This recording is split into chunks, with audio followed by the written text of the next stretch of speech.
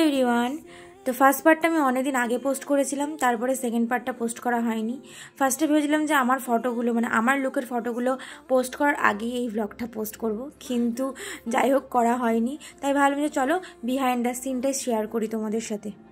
পূজার মেকআপ করার পরে একটুখানি খাওয়া দাওয়া করার পরে আমি বসে পড়েছিলাম আমার মেকআপে।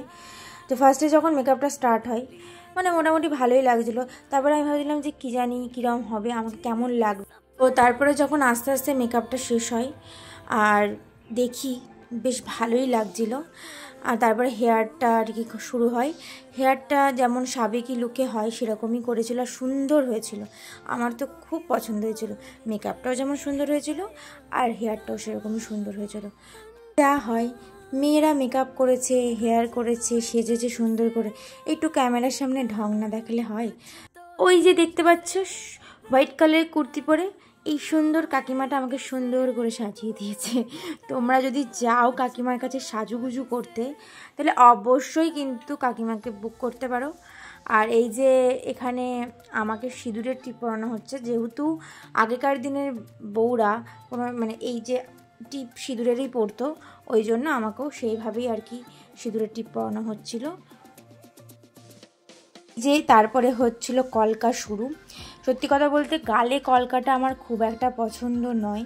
যখন কলকাটা করছিল মানে আমার ভেতরে ভেতরে ছিল যে কীরকম লাগবে না লাগবে।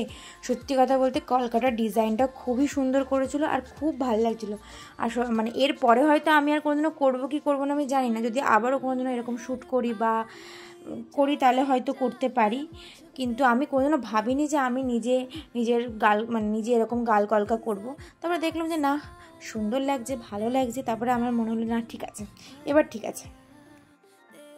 তারপরে এই যে আর এক মডেল তো সারাক্ষণই ফোনে ব্যস্ত, মানে ফোন ও মানে এত সেলিব্রিটি, ঘন্টায় কি মিনিটে মিনিটে ফোন আসছে ওর।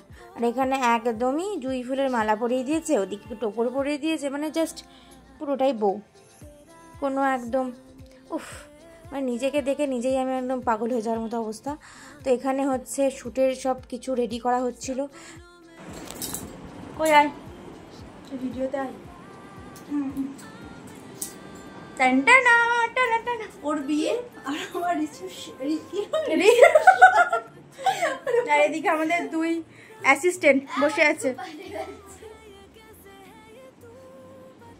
মেকআপ ওর ফার্স্টে হয়েছিল, তারপরে আমার হয়েছিল, তাই জন্য ফার্স্ট শ্যুট ওরই করা হয়েছিল।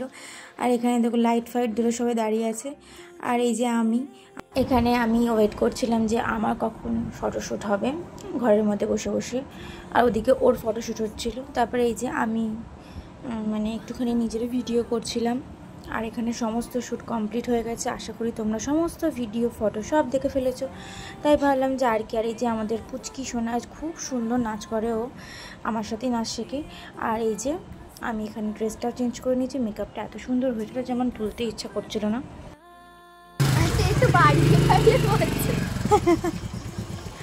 টাটা দিয়ে দাও, টাটা দিয়ে দাও।